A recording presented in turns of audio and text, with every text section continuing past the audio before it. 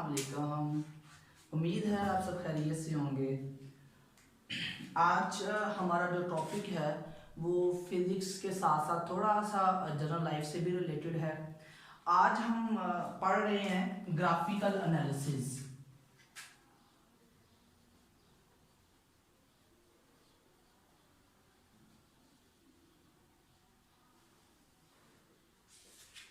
Graphical analysis होता क्या है?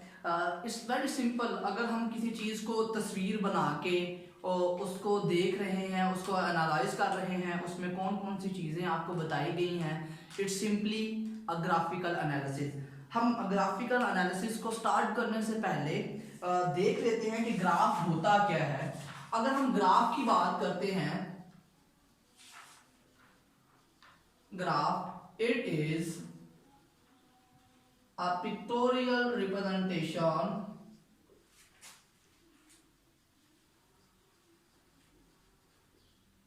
of given data। तो आपके पास ग्राफ जो है वो किसी भी डाटा की पिक्टोरियल पिक्चर से वर्ड निकला हुआ है, तो उस किसी भी डाटा को अगर हम उसको पिक्चर की फॉर्म में रिप्रेजेंट कर देते हैं तो उसे हम कहते हैं ग्राफ। जनरल हमें ग्राफ की जरूरत कहाँ पड़ती है? ग्राफ की जरूरत अगर हम बात करते हैं तो सबसे पहले एक ग्राफ बनाते हैं वर्ल्ड पॉपुलेशन का। तो मेरे पास एक ग्राफ है, डाटा ये है कि मेरे पास 1990, उसके बाद 10 साल के डिफरेंस पे 2000, देन 2010, 2020 एंड सो ऑन। मेरे पास ये कुछ जो है वो 10 साल के डिफरेंस पे हमने वर्ल्ड की पॉपुलेशन देखी। सपोज करते हैं जी 1990 में वर्ल्ड की पॉपुलेशन जो है वो यहाँ पर आप स्केलिंग कर लेते हैं 5 मिलियन, 10 मिलियन, उसके बाद 15 million and so on. These are just the assumptions only, इनका रियलिटी से कोई ताल्लुक नहीं है। मैंने अज्यूम वैल्यूज ली हैं कि वर्ल्ड पॉपुलेशन 5 मिलियन है, 10 मिलियन है, 15 मिलियंस है। होप सो थोड़ी सी डिफरेंट होंगी, इससे ज़्यादा भी हो सकती हैं, कम भी हो सकती हैं। हम ये कहते हैं कि 1990 में वर्ल्ड पॉपुलेशन उस वक्त कुछ यूं थी और 2000 तक वो इंक्रीज करती गई है लीनियरली। मतलब 1990 से पहले की कुछ वैल्यूज आपको गिवन थी जिसे आपने ग्राफ पर शो किया। जैसे जैसे आप आगे गए आपने देखा कि 2000 तक वैल्यूज लीनियरली बढ़ती गई हैं। जैसे जैसे आपके पास ईयर्स इंक्रीज करते गए पॉपुलेशन की जो है वो भी इंक्रीज करती गई। आगे जाके इसका जो इंक्रीजिंग रेट है वो थोड़ा सा चेंज होता है और कुछ यूं इंक्रीज करना शुरू कर देती है। अब आपके पास दो रीजन हैं, एक रीजन ए से बी की तरफ है और नेक्स्ट है बी से सी की तरफ। ए से बी आपका ग्रोथ रेट ज्यादा था, पॉपुलेशन जो है वो ज्यादा रैपिडली इंक्रीज कर रही थी, जबकि बी से सी पर आपका ग्रोथ रेट कम है। अगर हम एक और रीजन की बात करते हैं तो हम कहते हैं कि आपके पास वो जो पॉपुलेशन है वो थोड़ा सा उसके स्लोप डाउन आना शुरू हो जाती है, तो आपके पास सी से डी की तरफ पॉपुलेशन कम हो जाती है। बड़ी हैरानकुन बात है कि पॉपुलेशन कम हो रही है। तो वैसे फिजिकली ऐसा मुमकिन है, अल्लाह रब्बुल इज़्ज़त ने बहुत से ऐसी बीमारियां इंसान के लिए बनाई होती हैं जिसमें उनकी पॉपुलेशन कम हो जाती है, भूख से लोग मर जाते हैं, या आजकल कोरोना वायरस का सिलसिला जो है वो आम है। तो बेसिकली हमें इससे हम अपने टॉपिक की तरफ वापस आते हैं। हमें इससे क्या इंफॉर्मेशन मिल रही है? सपोज करते हैं जी कोई स्टूडेंट मुझसे कहता है जी सर आपने तो 2000 या 2010 की बात की है, इनके दरमियान में अगर हम कोई बात करना चाहें तो फिर इट्स वेरी सिंपल। आप बात करते हैं 2005 की, तो 2005 आपके पास यहाँ पर करके कहीं होगा, तो 2005 को आपने एक लाइन ड्रॉ करनी है। ये लाइन आपके पास आपके उस डाटा लाइन को कहां पर कट करती है आपने वो ऑब्जर्व करनी है। देन उसी डाटा लाइन को आपने अपनी पॉपुलेशन एक्सिस के साथ जाके मिला देना है। अब यहां से हमें क्या मिलेगा? अब देखिए आपने ग्राफ पे 2005 की कोई वैल्यू पुट नहीं की, आपने 2005 यहां से टाइम स्केल पे चेक किया और जैसे ही आपने और आपको कट लाइन मिली, आपने उसी कट लाइन को पॉपुलेशन के साथ जाके मिला दिया। यहां पर हमें ये मिलती है जी, ये 11.2 मिलियन, सपोज करते हैं 11.2 मिलियन है। आप देखें आपने कैसे एक छोटे से ग्राफ के अंदर जो है वो 1990 से लेकर 2020 तक की वर्ल्ड पॉपुलेशन को लिखा हुआ है। अगर हम इसे मैनुअली लिखें हर साल, बल्कि हर दिन, बल्कि हर मिनट के बारे में हमें डिटेल बतानी पड़ सकती है, तो which is a very hectic as well. तो हमने किया ये है, एक ग्राफ बनाया और उस ग्राफ पे जो है वो अपना सारा का सारा डाटा एक सीक्वेंस के साथ प्लॉट कर दिया। ग्राफ में हमारे पास दो मेन क्वांटिटीज होती हैं। एक आपके पास आ जाती है वो क्वांटिटी जो आप एक्स एक्सिस के अलोंग लिखते हैं वो, और सेकंड वो जो आपके पास वाई एक्सिस के अलोंग लिखी जाती है वो। आपके पास एक एक्स एक्सिस के अलोंग आ गई और सेकंड क्वांटिटी वाई एक्सिस के अलोंग आ गई। जो क्वांटिटी आपके पास एक्स एक्सिस के अलोंग आती है उसको हम कहते हैं इंडिपेंडेंट क्वांटिटी,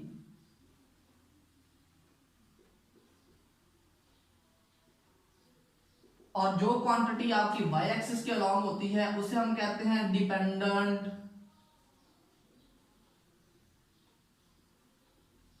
क्वांटिटी। इसका मतलब क्या है इंडिपेंडेंट क्वांटिटी और डिपेंडेंट क्वांटिटी? इंडिपेंडेंट क्वांटिटी वो क्वांटिटी होती है जो आपकी सेकंड क्वांटिटी पर डिपेंड नहीं करती।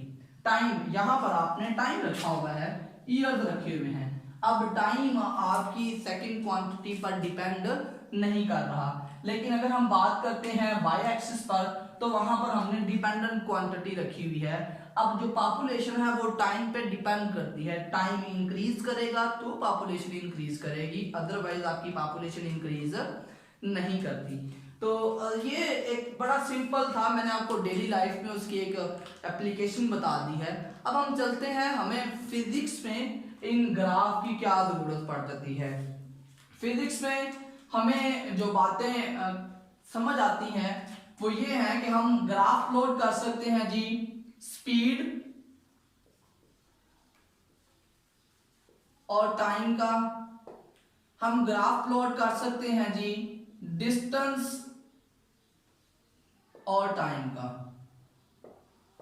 आपके पास स्पीड, डिस्टेंस, डिस्प्लेसमेंट, एक्सेलरेशन, इन तमाम की डेफिनेशंस और इनके बारे में जो डिटेल है वो हम पहले पढ़ चुके हुए हैं। और इस वीडियो का लिंक जो है वो मैंने जिसमें स्पीड, वेलोसिटी और एक्सेलरेशन की डेफिनेशन भी की हुई है वो इसी वीडियो के डिस्क्रिप्शन में लिख दिया हुआ है, आप लोग काइंडली जरूर उसको भी विजिट कीजिएगा।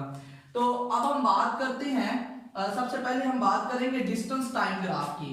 अगेन हमें सबसे पहले जज करना पड़ेगा कौन सी डिपेंडेंट क्वांटिटी है और कौन सी इंडिपेंडेंट क्वांटिटी है। मैं ग्राफ प्लॉट करता हूं, ग्राफ प्लॉट करते हुए मेरे पास टाइम है और दूसरा डिस्टेंस है। बड़ी क्लियर कट चीज जो मुझे नजर आ रही है वो ये कि जो टाइम है दिस इज इंडिपेंडेंट क्वांटिटी और टाइम को मैंने हमेशा ही एक्स एक्सिस पर रखना है, ठीक है।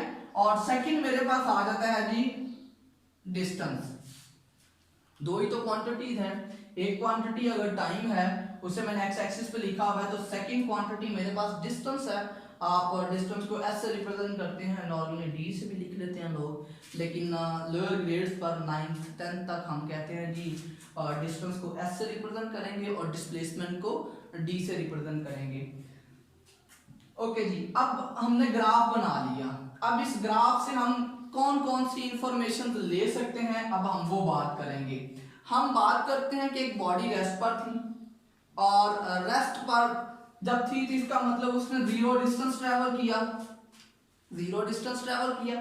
अब होता क्या है, body equal interval of time में इक्वल डिस्टेंस ट्रेवल करती है, जिसकी डेफिनेशन आपने पहले भी पढ़ी हुई है और डिस्क्रिप्शन में उसका लिंक भी मौजूद है यूनिफॉर्म स्पीड का। यूनिफॉर्म स्पीड में क्या होता है, body covers equal distance in equal interval of time.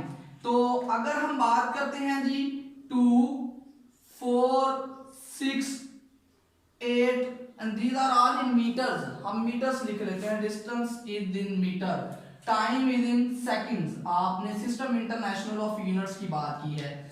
इसी तरह अगर हम बात करते हैं टाइम एक्सिस पे 5 second, 10 second, 15 second and 20 second, body equal interval of time में इक्वल डिस्प्लेसमेंट ट्रेवल करती है, तो उसकी जो लाइन है वो आपके पास एक स्ट्रेट लाइन आएगी which is incline to x axis. इसका मतलब क्या है, इसका क्लियर कट मतलब ये है कि बॉडी ने 5 सेकंड में 2 मीटर का डिस्प्लेसमेंट ट्रेवल किया है, 5 सेकंड में 2 मीटर। और इसी तरह अगर हम आगे बात करते हैं, बॉडी ने 10 सेकंड में 4 मीटर का डिस्प्लेसमेंट ट्रेवल किया है। तो इस लाइन को हम दोबारा ड्रॉ कर लेते हैं।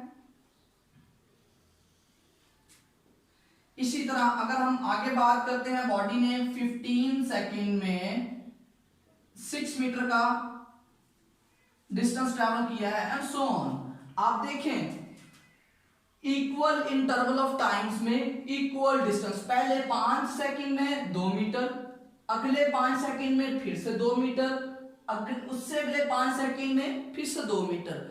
अब यहां पर फिजिक्स आ गई है, हम कहते हैं जी हमारे पास बॉडी ने यहां पर आपके पास है जी 13.5 सेकंड, 13.5 सेकंड पर आपकी बॉडी की पोजीशन क्या थी, उसने कितना डिस्टेंस ट्रेवल किया था। तो देखिए जी हम यहां से एक लाइन ड्रॉ करेंगे, जो लाइन आपकी एक्सपेरिमेंटल लाइन को जहां कट करेगी उसी को हम क्या करते हैं, उसी को जाकर हम डिस्टेंस एक्सिस से मिला देते हैं, यहां पर हमें कुछ वैल्यू मिल जाएगी।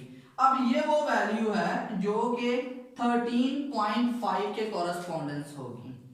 इसका मतलब जितनी वैल्यू यहां पर मिलती है उतना डिस्टेंस बॉडी 13.5 सेकंड में क्लियर कवर किया होगा। तो ये जो ग्राफ मैंने आपके सामने प्लॉट किया है, it is representation of uniform speed. अब हम आगे चलते हैं जी, बिल्कुल हमने डेफिनेशंस पहले भी की हुई हैं, अब उन्हीं डेफिनेशंस को हम ग्राफिकल रिप्रेजेंट कर रहे हैं। और सेकेंडली अगर हम बात करते हैं जी यूनिफॉर्म स्पीड के बाद अगर हम बात कर लेते हैं वेरिएबल स्पीड की, तो आपके पास जो है वो वेरिएबल स्पीड की बात करते हैं। वेरिएबल स्पीड में क्या होता है, body does not cover equal displacement और equal distance in equal interval of time. अगर body equal interval of time में इक्वल डिस्टेंस ट्रेवल नहीं करती तो हम कहते हैं कि बॉडी की जो स्पीड होगी वो वेरिएबल स्पीड होगी। तो आपके पास बॉडी की स्पीड वेरिएबल के लिए हम एक रैंडम सी लाइन प्लॉट कर देते हैं, कोई हार्ड एंड फास्ट रूल नहीं है, ये बेसिकली हम कह देते हैं कि कोई बॉडी जो मूव कर रही थी, हम उस बॉडी की ये मोशन आपने रिप्रेजेंट कर दी है, आप स्केलिंग कर सकते हैं इसकी भी। तो वेरिएबल स्पीड आपके पास क्या होती है, body equal interval of time में इक्वल डिस्टेंस ट्रेवल नहीं कर रही। अगर यहां पर भी प्लॉट करें 2, 4, 6, 8, 10, 12, these are in seconds। और अगर यहां पर बात की जाए 1 meter, 2 meter, 3 meter, 4 meter and so on, मैं कहता हूं जी बॉडी ने पहले 2 सेकंड में उसका जो डिस्टेंस था वो हमें नॉन नहीं है, लेकिन बॉडी ने 2 सेकंड से पहले ही 1 मीटर का डिस्टेंस ट्रेवल कर लिया हुआ था। अगर मैं 2 सेकंड पे देखना चाहूं तो 2 सेकंड पे बॉडी का जो डिस्टेंस है वो 2 मीटर के करीब है। अगर बात की जाए 4 सेकंड की तो 4 सेकंड पे बॉडी का जो डिस्टेंस है वो समवेयर बिटवीन 2 और 3 होगा। अब देखें बॉडी ने पहले 2 सेकंड में 1 मीटर ट्रेवल किया, अगले 2 सेकंड में बॉडी ने 2 मीटर ट्रेवल नहीं किया हुआ, बल्कि उसका डिस्टेंस 2 से थोड़ा सा ज्यादा है। अगर आप आगे चलते जाएंगे तो आप देखेंगे कि बॉडी जो है उसका टाइम तो पास आउट कर रहा है यहां से यहां तक, लेकिन डिस्टेंस जो है वो उसका ना होने के बराबर ट्रेवल हो रहा है। लेकिन यहां से जब आप आगे चलते हैं तो बॉडी का टाइम थोड़ा सा इंक्रीज होने पे भी डिस्टेंस जो है वो शूट कर देता है। तो हमने 2 बातें सीखी हैं, यूनिफॉर्म स्पीड की और वेरिएबल स्पीड की, जिसकी डेफिनेशन आप लोग पहले ही पढ़ चुके हुए हैं। तो यूनिफॉर्म स्पीड में body equal interval of time में इक्वल डिस्प्लेसमेंट ट्रेवल करती है, जबकि वेरिएबल स्पीड में body equal interval of time में इक्वल डिस्प्लेसमेंट ट्रेवल नहीं करती। आगे चलते हैं जी हम बॉडी एट रेस्ट के बारे में। जी हमने यूनिफॉर्म स्पीड और वेरिएबल स्पीड का पढ़ा। ग्राफ से हम बॉडी एट रेस्ट के बारे में भी इंफॉर्मेशन ले सकते हैं। तो आपने ग्राफ देखा, हमारे पास ये टाइम एक्सिस है, this one is the distance axis. तो आपकी बॉडी जो है वो कुछ डिस्टेंस ट्रेवल करने के बाद रुक जाती है। अब ये जो स्ट्रेट लाइन मैंने रेड रिप्रेजेंट की है, इससे मुराद ये है कि आपने कुछ डिस्टेंस ट्रेवल किया, सपोज करते हैं जी 2 किलोमीटर का डिस्टेंस है। अब बॉडी डिस्टेंस एक्सिस के अलोंग मूव नहीं कर रही, आपकी जो लाइन है वो डिस्टेंस एक्सिस के साथ बिल्कुल भी जो है वो फ्लो नहीं कर रही, rather it is moving along the time axis। अब ये ऐसा प्रैक्टिकली कहाँ पर होता है? बड़ी सिंपल सी बात है, आप घर से निकले, रास्ते में कोई टूल प्लाजा आ गया, अब उस टूल प्लाजे पे आपने कैश काउंटर पे कुछ कैश दिया है। अब इस दौरान आपकी बॉडी कोई डिस्टेंस ट्रेवल नहीं कर रही, लेकिन टाइम जो है वो फ्लो कर रहा है। इट मींस कि बॉडी एट रेस्ट में आपकी जो बॉडी है उसका जो ग्राफ होगा it will be parallel to the X axis और parallel to the time axis. मैं इसे लिख सकता हूं, the body at rest gives a straight line parallel to the time axis और एक्स एक्सिस। तो बड़ी क्लियर बात है कि अगर आपकी बॉडी टाइम एक्सिस के पैरेलल हो या एक्स एक्सिस के पैरेलल हो तो हम कहते हैं कि बॉडी जो है वो उस वक्त रेस्ट पर है। अगर हम बात करें तो हमने अभी तक 3 ग्राफ पढ़े हैं, एक यूनिफॉर्म स्पीड, वेरिएबल स्पीड और second the body at rest. हमें कैसे पता चला कि बॉडी एक डिस्टेंस टाइम ग्राफ है, वहां से यूनिफॉर्म स्पीड क्या है, सेकंड वेरिएबल स्पीड क्या है, third one is for the body at rest. इसके लिए हम एक मैथमेटिकल टर्म इंट्रोड्यूस करवाते हैं, स्लोप। स्लोप अगर आप मैथमेटिकली डिफाइन करें तो हम कहते हैं अगर किसी ग्राफ के y में चेंज आए और उसको उसकी x पर जो चेंज आ रही है उससे डिवाइड करें तो हम कहते हैं this will give you the slope of the line. अब स्लोप की बात करें तो हमने पहली बात की, तो स्लोप जो है आपके पास इस ग्राफ में y एक्सिस पर जो चेंज आ रहा है वो डिस्टेंस है, जो x एक्सिस पे चेंज आ रहा है वो टाइम है। बाय डेफिनेशन जो कि आप पहले ही सीख चुके हैं, that is equal to the speed. जो डेफिनेशन है उससे आपने क्या सीखा हुआ है कि डिस्टेंस ओवर टाइम जो है वो स्पीड के बराबर है। अब ग्राफ से हमें पता चल जाता है कि वो यूनिफॉर्मली मूव कर रहा है, या अगर आपका ग्राफ स्ट्रेट लाइन है, straight line incline to the time axis, अब उसकी स्लोप क्या है वो डिपेंड नहीं करती, but it will represent the uniform speed. लेकिन अगर आपकी लाइन स्ट्रेट नहीं है, उसमें किंग्स हैं, वो थोड़ी सी मुड़ती हुई जा रही है, इट मींस आपकी जो बॉडी है वो वेरिएबल स्पीड के साथ मूव कर रही है। अगर हम बात करते हैं यहाँ पर, तो यहाँ पर बॉडी y एक्सिस के अलोंग चेंज नहीं लेके आ रही, तो इधर अगर हम इसकी स्लोप की बात करते हैं तो स्लोप उसकी y ओवर x के बराबर है। y में कोई चेंज नहीं है तो 0 ओवर टाइम, तो sum 0 over something that is always equal to the 0। तो अब स्लोप 0 है, अगर स्लोप 0 है तो इट मींस आपके पास स्पीड जो है वो भी क्या होगी, 0 होगी।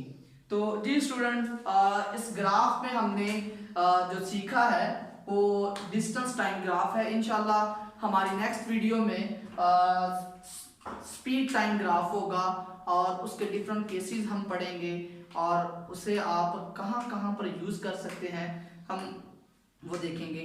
मज़ीद वीडियोस के लिए हमारा चैनल लाइक करें और बेल आइकन पर भी प्रेस करें ताकि कोई भी वीडियो आप सीक्वेंस में ही देख रहे हैं और सीक्वेंस में ही अपने नॉलेज को गो थ्रू करें। Thank you very much. अल्लाह हाफिज़।